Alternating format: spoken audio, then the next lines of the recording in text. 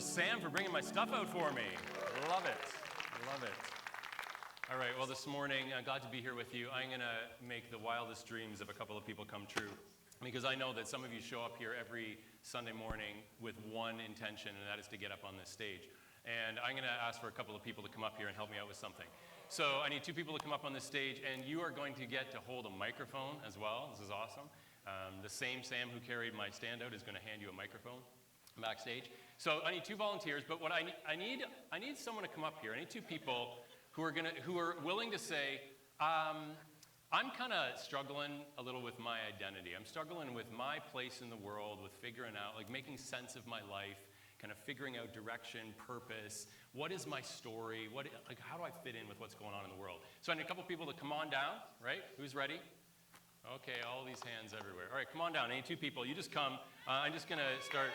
That's it. Yeah, there's one, two. As long as two people make it through there and up on the stage, we'll be good to go. And in the meantime, I'm going to read a passage that comes from the Old Testament book of Jeremiah. So Jeremiah was a prophet who lived like 600 years before Jesus. And this is his explanation of how his kind of life and calling got started. And so this is where we're going to begin. You guys can just come on up here and join me. The word of the Lord came to me, Jeremiah, saying, "Before I formed you in the womb, I knew you. Before you were born, I set you apart. I appointed you as a prophet to the nations." "Ah, sovereign Lord," I said, "I do not know how to speak. I am only a child." But the Lord said to me, "Do not say I am only a child. You must go to everyone I send you to and say whatever I command you. Do not be afraid of them, for I am with you and will rescue you, declares the Lord." Then the Lord reached out his hand and touched my mouth. All right, we'll come back to that in a little bit. Welcome to the stage. Is it everything you imagine? Is it everything you imagine? I know. Okay, we're going to play a little game. Can you introduce yourselves? Just grab your mic, introduce yourself. Hello, I'm Richard. Richard? Is it? I'm Chike. All right. Okay, come on up. Have you guys ever played the game Headbands? No? Okay, perfect. So I'm just going to ask you. We'll start with you. You just put that around your head like that. You just do it yourself. I'll hold your mic for you. Yeah, that's good.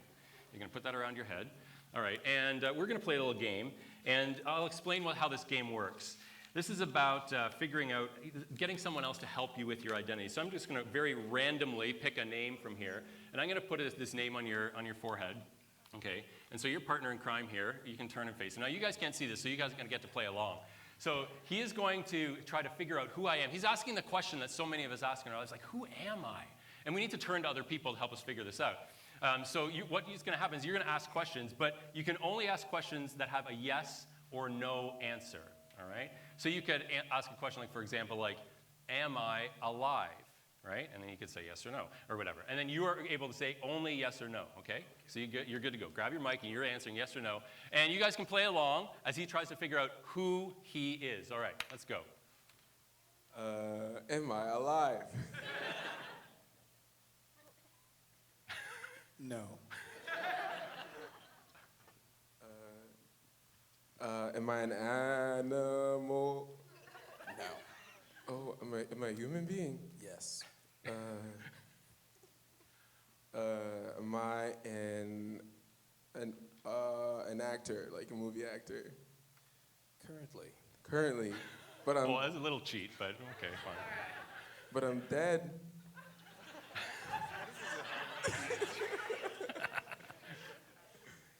On screen, you're alive. Action movie? No. Oh.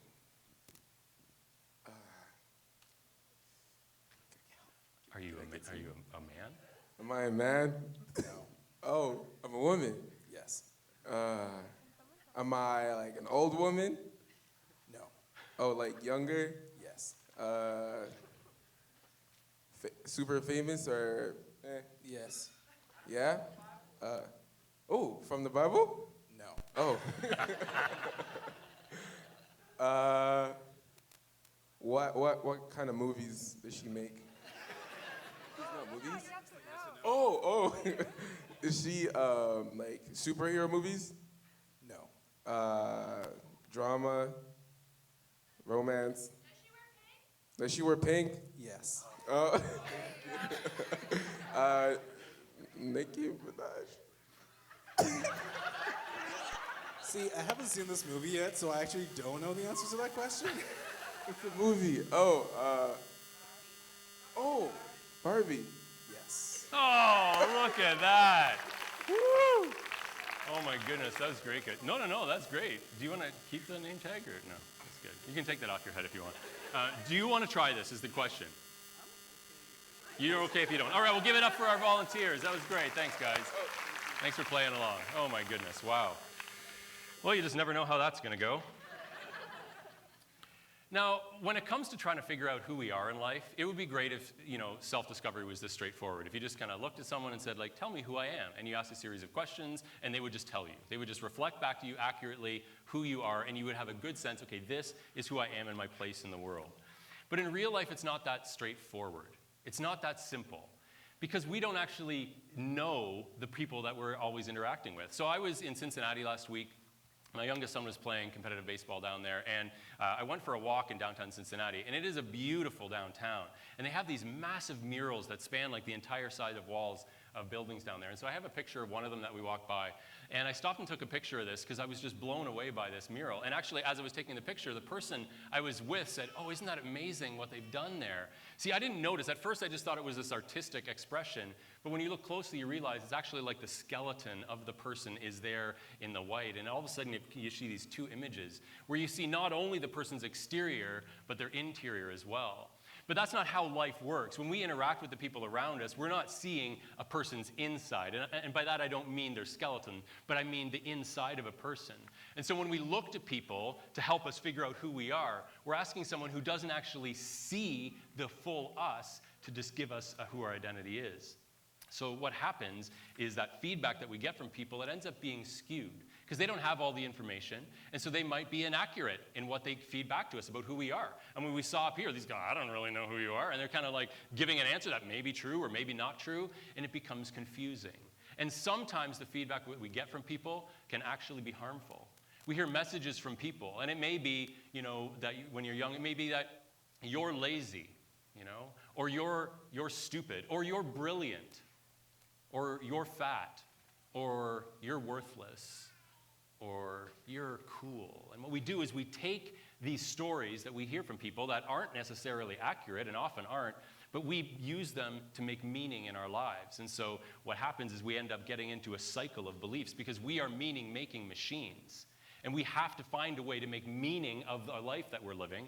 And so if someone says, you're cool, then we think, okay, well, I guess I'm cool. So maybe I will affect my behavior. So I'll go and I'll buy clothes to make me look cool. And then we wear those clothes and someone says, hey, you're really cool because you wear these clothes. And it reinforces that behavior. And so we continue in this cycle of what we believe informs our behavior.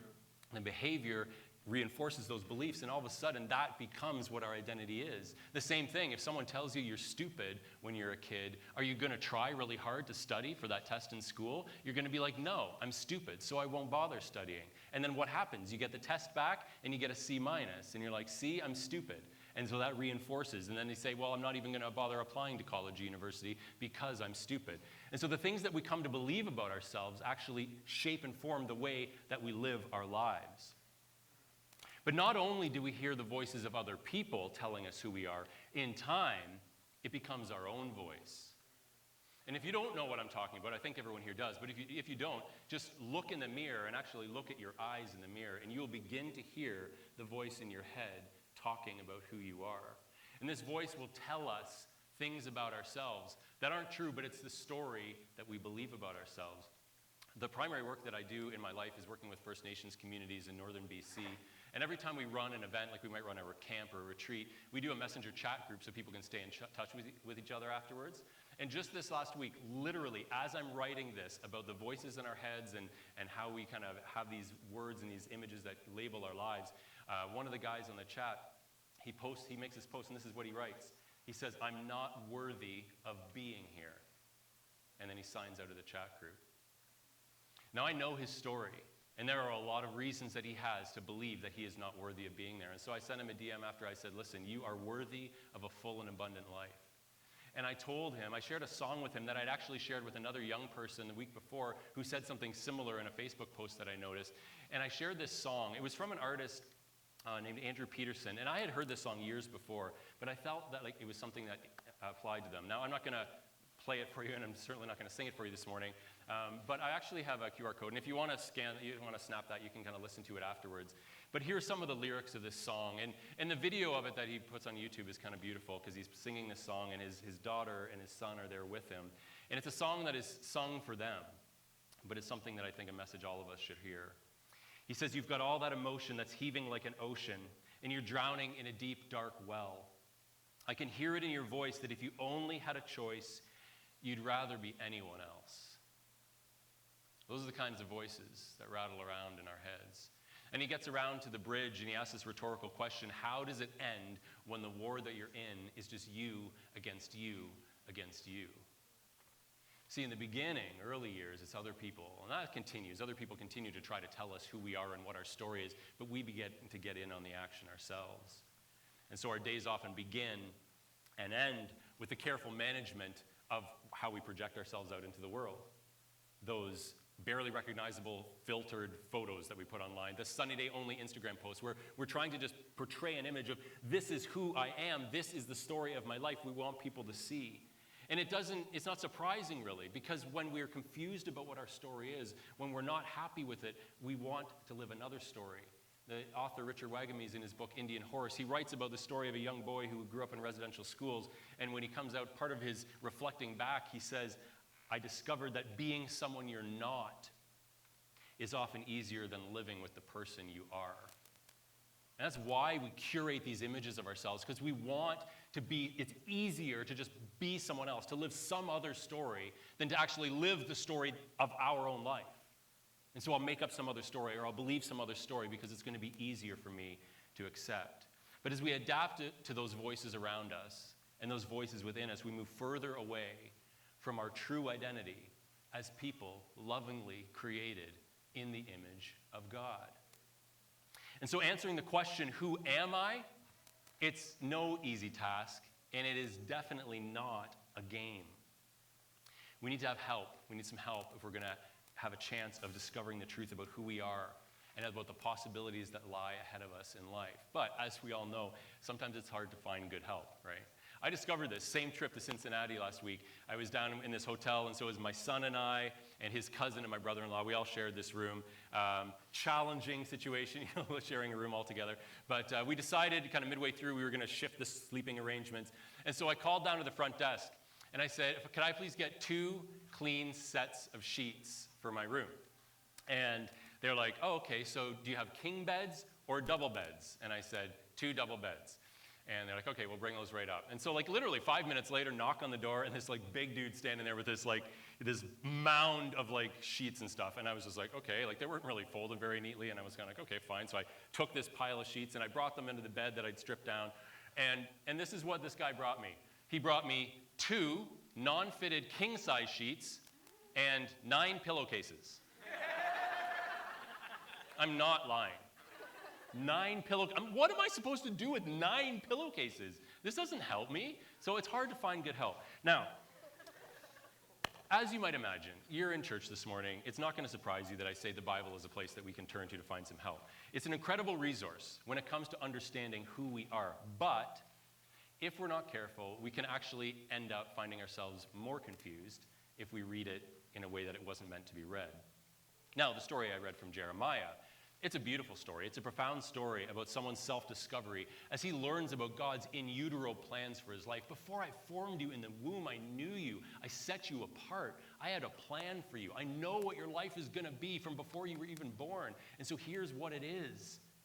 And then all of a sudden, well, I've got these issues and I've got these shortcomings, and God just touches Jeremiah, and his life is miraculously, all of a sudden he has the abilities that he needs to live this life out. Most of us would love to have our identity that easy to discover, that we just say, well, God, I can't do that, and boom, and magically we are able to. And we just know exactly what we're supposed to do for our entire life. We know how the story's going to unfold. We would love that. But we're actually not going to talk about Jeremiah this morning, because I think that's a danger that we can get into, is saying, like, I need that. I need this crystal clear vision of what my life is. Instead, we're going to talk about another person in the Bible who is, I think, much more relatable, whose story is a lot more similar to our own. And his name is Peter. We're going to read about his story starting in Mark chapter 1, verses 16 to 18. As Jesus walked beside the Sea of Galilee, he saw Simon and his brother Andrew casting a net into the lake, for they were fishermen. "Come, follow me," Jesus said, "and I will make you fishers of men." At once they left their nets and followed him. Now, the calling of Simon, who was later named Peter, and the experience that followed in his life, they are much more grounded in the kind of experience that we can imagine ourselves living. Now, I am not saying that God cannot just have a plan for someone's life and magically make it happen. Like, that can happen. God can supernaturally do that. But that is not going to be the experience for most of us.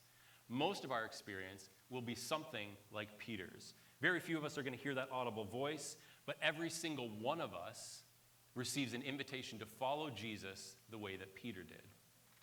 Now, notice that Jesus said nothing to Peter about what his life was like in utero. He didn't say, "Now, Peter, I knew you before you were born. I had all these plans for you." He doesn't say that. He doesn't have these grandiose plans. He's going to be a prophet to the nations. He doesn't tell him any of these things, and he doesn't touch his mouth and give him some power. He just says, "Follow me." And Peter decides to follow him. For Peter, like for every one of us, the story of his life unfolded as he followed. That's how this really works. The story of our life unfolds as we follow. Friedrich Nietzsche once wrote, "A long obedience in the same direction is what makes life worth living." That's where we find significance in life, is the life lived out over the long run. And so Jesus' invitation for us to follow is an invitation to discover over time our true identity and to live out the one and only life that unfolds in front of us. That's what the invitation to follow him is about. I was thinking about this, the way that we think about the story of our life, and I had this memory, I hadn't thought of this in ages, of a gift that my parents gave to me when I was a kid. I was a kid in the early 80s, that's a long time ago, and there was this new technology that came out at the time where a parent could share some biographical details of their family, send it to this company, and this company would mail back a physical book with a story about your child. Now, I mean, AI can do this in a snap. You just ask ChatGPT and it's done. But back in the early 80s, this is a really big deal. And so I get this book as a gift, and it is a story about me. And it's my name is in this book, and my siblings' names are in this book, and my aunts and uncles are in this book, and my grandparents' dog was a main character in this book. And it was so weird as a kid. I remember thinking, this is a story about me. But I was confused because I'm but none of these things happened. Is this the story of my life? Is this not? I don't really know. So here's the thing that I want to really land on this morning. The story that you find yourself in, the life you're living right now, the story you find yourself in, that's the only story that you're going to find yourself in. Not someone else's story, not a story that someone else writes or something else that someone else tells you, or the little voice inside your mind is telling you what your life is about. It's the story that you find yourself in. The life that you're living right now, that's the only place you are going to discover who you really are. And so Jesus' invitation for Peter to follow him, that was really just the beginning of a lifelong lesson of discovering who God had created him to be. Now, Peter's story is fantastic. So it begins in this way. Jesus calls out to him, "Follow me." But his story is wild. So I just want to go over a few of my favorite episodes from Peter's life to get the point across here. So after following Jesus around for a little while, Jesus is teaching things that no one's taught before. He's performing miracles. Things are just going fantastic. And then Jesus gathers his closest inner circle, these disciples around him, and he says, "Okay, so I need some help, guys." He said, "What are people saying about me? What's the word on the street? Who do people say I am?" And they're like, "Well, some people say you're Elijah, come back from the dead. Or some people say you're John the Baptist or some other kind of prophet." And then Jesus says, "Well, who do you say I am?" And Peter pipes in. He doesn't even hesitate. He says, "You are the Messiah, the Son of the living God." And Jesus is like, "Bang on, Peter. You knocked it out of the park." And then he goes on to say, his name at the time was Simon. He says, "You know what? I'm not going to call you Simon anymore." Simon means a pebble. He said, "I'm going to call you Peter." That means a rock. And he says, on you and on this kind of confession of faith here, I'm going to build my church. And he stepped Peter, and Peter's just feeling like $1,000,000. I got the answer right. Jesus said he's going to build his church on my shoulders. This is going to be amazing. 5 verses later, Jesus says, "Okay, so it's time to go off to Jerusalem. And I just want you guys to know I'm going to be arrested by the religious leaders there." And Peter's like, "No way, man. No way. We're building this church on my back. It's not going to happen." And Jesus says to him, "Get behind me, Satan. You're standing in my way." Like five, he only had 5 verses of glory. Like that was it, 5 verses. And then all of a sudden down in the dumps. This is Peter's life story right here. There's this other time where they're out in the boat, Peter and the disciples, and they see this figure out on the water. And they're like, is that a person standing on the water? It looks like they're actually walking towards us. And then they look out and they're like, I think it's Jesus. Kind of seems like something he'd do. And so they kind of call it, is that you? And he's like, yeah. And Peter's like, okay, well, if it's really you, like call me to follow you because that would be neat. And so Jesus is like, sure, get out of the boat. So Peter climbs out of the boat. And like Jesus was the first person who ever walked on water, and then Peter is suddenly the second, instantly. He's standing there, he's like, this is amazing. And he takes a few steps, but unlike Jesus, Peter begins to get overwhelmed by the sound of the wind and the swelling of the waves, and he starts wondering how this could even possibly happen, and the Bible tells us that he began to sink. And then before he goes under, Jesus reaches down, grabs his hand, and pulls him up, and he says to him, you of little faith, why did you doubt? In the span, again, of a couple of verses, Peter goes from walking on water to being a person of little faith who doubts, right? Toward the end of Jesus' life, he gathered his closest followers around. And he says to them, he said, listen, I just want you guys to know, like, these times that are coming, they're going to be rough, and every one of you is going to run away. You're going to scatter. And Peter boldly proclaims, even if all fall away, I will not. And then just a little while later, they're praying in the garden. Jesus is praying, and he tells his closest followers, including Peter, he says, just keep an eye out for me. Jesus prays for a while, and then he comes back, and he finds Peter sleeping. Simon, he said to Peter. Ooh, he uses his old name. Simon, are you asleep? Couldn't you keep watch for 1 hour? But Peter rebounds. He's quick. He's like, I'm going to make this work. He gets up, and all of a sudden the guards, they come into the garden, and they come to arrest Jesus. And Peter grabs a sword, and he slices off the ear of the high priest's servant. He's like, yeah, I did it. And Jesus is like, oh, are you kidding me? Why'd you do that?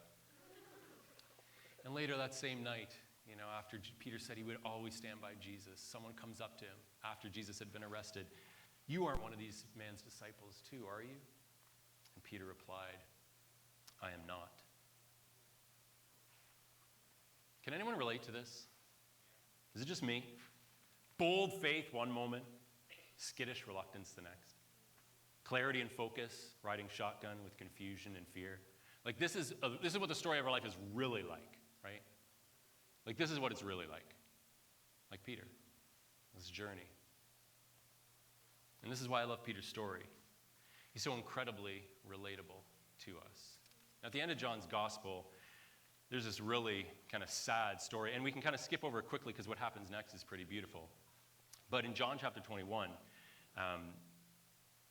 Peter is there. So what has happened in the meantime is that Jesus has been, in fact, arrested.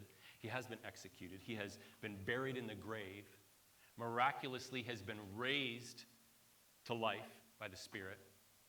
He appears to his disciples. Like you would think that this would be enough. Like this is the thing that is going to get Peter's life going.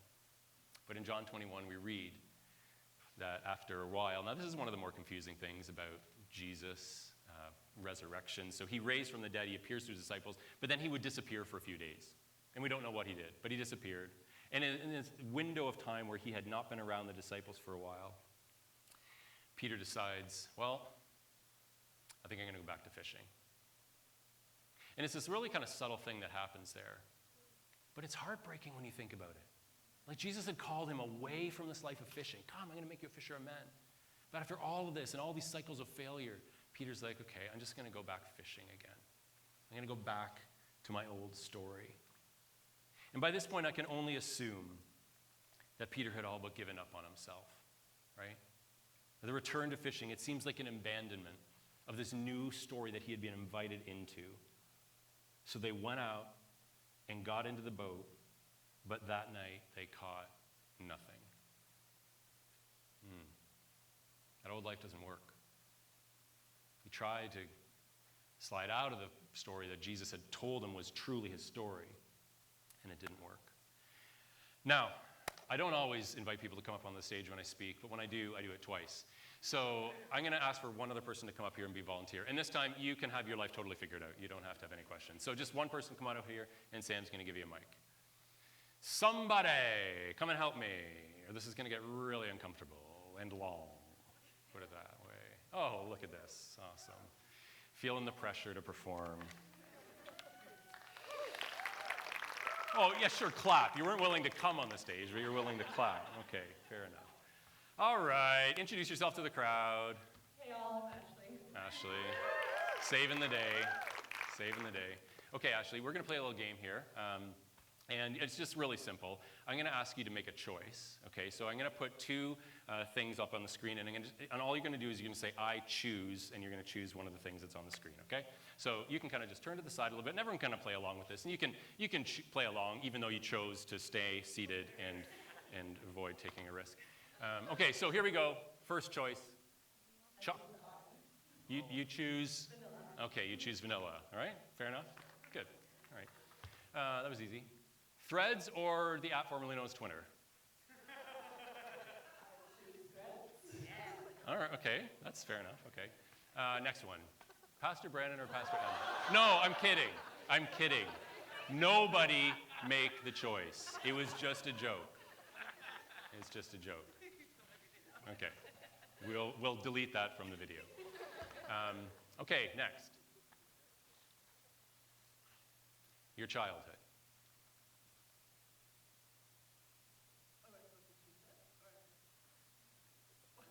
Yeah. Do you choose it?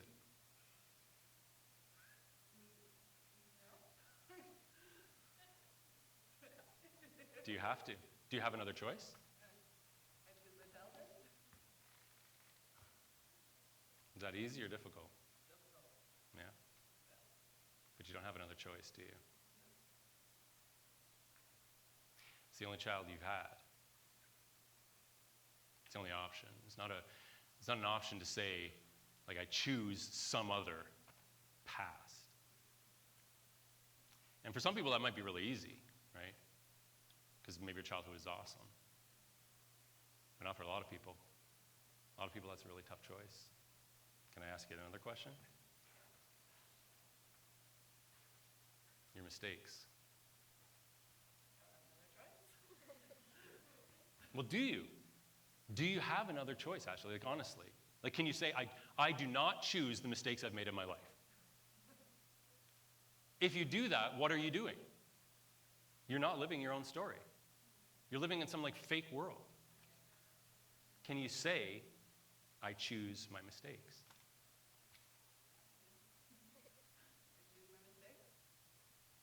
Okay, one more.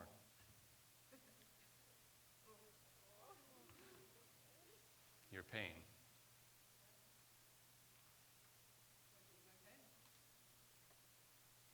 That's brave. It's courageous. And it is the only way that we will ever be able to live our story out, is if we acknowledge that it's our story. And, like, I appreciate your courage, because none of that's easy. And I realize, man, I'm going over this, and I'm thinking, I shouldn't do this piece because this could be really tough for someone. And I appreciate your courage. But the reality is, it's a gift. If you can get to a place of life where you're like, I choose my childhood. I choose the mistakes I've made. I choose the pain that I experience in life. Then what you're doing is you're choosing your story. Thank you.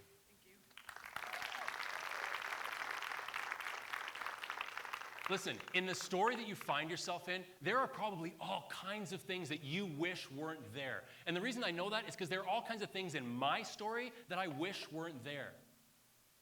But if I'm playing some game where I'm pretending that didn't happen, or pretending that I can somehow change the story that I've lived, it's not going to work. And whatever you don't own, owns you.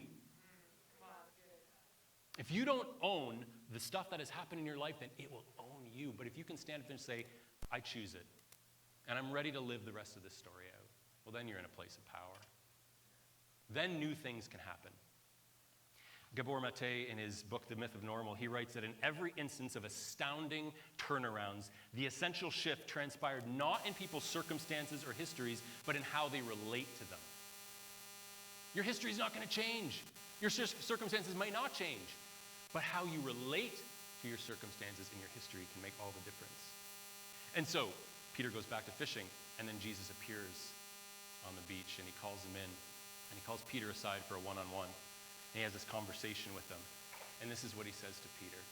Just imagine this. After everything I've said about Peter's life and all the ups and downs, Jesus says to him, do you love me?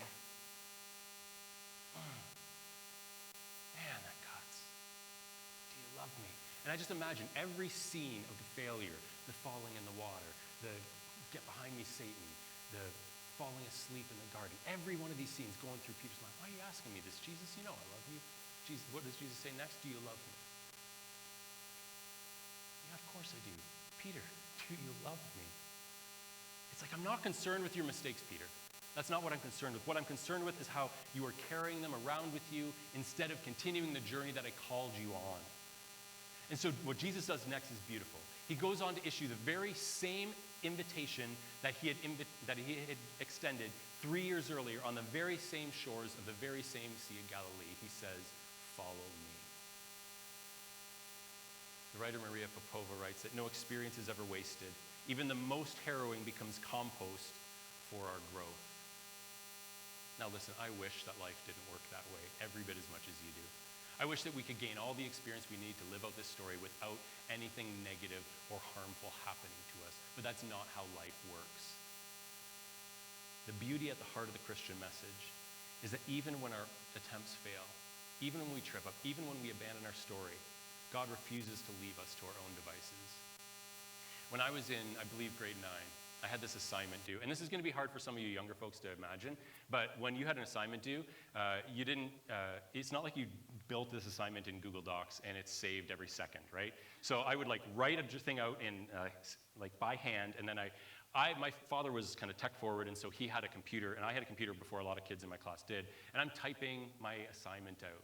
But it didn't auto-save every second. And so I'm up past midnight finishing out writing this, it was I don't know, 20, 30, 40, it was this long assignment, and my computer crashed. And I was like, well, there's just nothing to be done. There's nothing to be done here. And so I went to bed and just thought I'll have to show up and just say, sorry, I didn't get my assignment done. I walked downstairs in the morning, and I walked beside our computer, and there was my assignment typed out. My father had stayed up all through the night, typing out my assignment for me. And when I think of that story, I think that is the heart of God right there. We say, you know what? I can't live this story out. I can't do this life. I'm just going to bed. And God's like, no. It's your story. You got to live it out. And he helps us. He renews that story for us. Listen, maybe the mess that you find in life is your own fault, maybe. Or maybe it's not your fault at all. But the only way to live a fulfilling life is to own it and move forward. Now, I said I wasn't going to talk about Jeremiah, but I will really briefly. Because years after this dramatic calling, we say, I wish I had my life planned out for me like that. I wish God gave me the power I need. Years after his dramatic calling, this is what he says. Why did I ever come out of the womb? It's like, before I formed you in the womb, I knew you. And Jeremiah's like, why did I ever come out of that womb? I should have stayed there. Why did you come out of the womb? Because it's the only way you get to be alive. It's the only way you get to actually live. It's to live. At one point, Peter turned and he saw this disciple who Jesus loved standing there, and he says to Jesus, he said, well, what about him? And Jesus answered, what's that to you? You must follow me. That person's story is not your story. Don't look at the person beside you and say, what about their story? It's your story. The story you find yourself in is the only story you will ever find yourself in. I'll close with this. A friend of mine told me about her backstory. I met her last year, and she was telling me how when she grew up, she was different from her family. She didn't have a father, didn't know a father, and her mother would never talk to her about this. And she had this question lingering in her mind. She's like, I look different than my sister. And she told me the story. She said, I was 7 years old visiting my grandparents in Scotland, and I remember being out on the beach, and I said to my grandma, Grandma, why is my skin darker than my sister's skin? And she said to her, not a word of a lie, oh, honey, you've just been out in the sun longer than your sister. And that is the story that she lived with until she was in her 50s. And she's working up in the Yukon alone. And then a global pandemic hits, and she's even more isolated and more alone. And she says, you know what? I need someone in my life. I need to find the story of my actual life, because I don't even know the story of my life. And so she spits in a tube, she drops it in the mail, and she gets an email back from Ancestry DNA saying, here's someone who has the same DNA as you. And she reaches out and she finds a half-sister. And she meets her father, and she finds that her father was a professional football player and her mom had a one-night stand with and never saw again. But all of a sudden, she began to meet these people who are her story. Now listen, there is a different story, a more true story that's just begging to be told. A story that reveals your true identity, announcing your worth as a child of God. And this place, and this community is a place where you can discover the family you never knew you had. There was a slide up at the beginning, welcome home. Okay, find your story, live into it. So I'm just going to ask you a question, and then I'm going to pray before we wrap up. Are you ready to live your story? Are you ready to say, whatever I need to own, I'm going to own. I'm going to choose my life because my life is the only life I can choose. And I'm going to ask God to come and help me finish writing the story that I am struggling writing. If that's you, and if you, like Peter, are willing to say, you know what, maybe for the first time, I'm going to drop my nets and follow because I need a better story in my life. If you're willing to follow and live that story, just throw your hand up in the air for I want to pray with you this morning. I appreciate it. You know, we had people come up here at the beginning and acknowledge, I don't have it all figured out. I got questions about my identity. I got questions about my place in the world. They did it in front of everyone, and I appreciate you doing it in front of everyone here. God, I give thanks for each person in this room. I'm grateful for the opportunity that we have to acknowledge the fact that many times we are not living the way that we've been designed to live. We're trying to live some other story that other people whisper in our ears, story that our own mind whispers to ourselves. But God, this morning I pray for each person who put their hand up and everyone who didn't. And I ask that they would understand what it means to be able to live into the one and only life that you have given them. And they would experience the beauty and the joy of that. And for people who are sitting here this morning and they are hearing the invitation to follow you for the first time, the way that Peter did, that they would do the same thing, that they would drop whatever story they've been living into and say, this is the one I'm living. I'm following Jesus. And it's my prayer that this community of faith would be a place where that story comes to life. And we commit this to you. God, by your Spirit, empower us to live with boldness the one and only life you've given us to live. We pray these things with thanks in Jesus' name.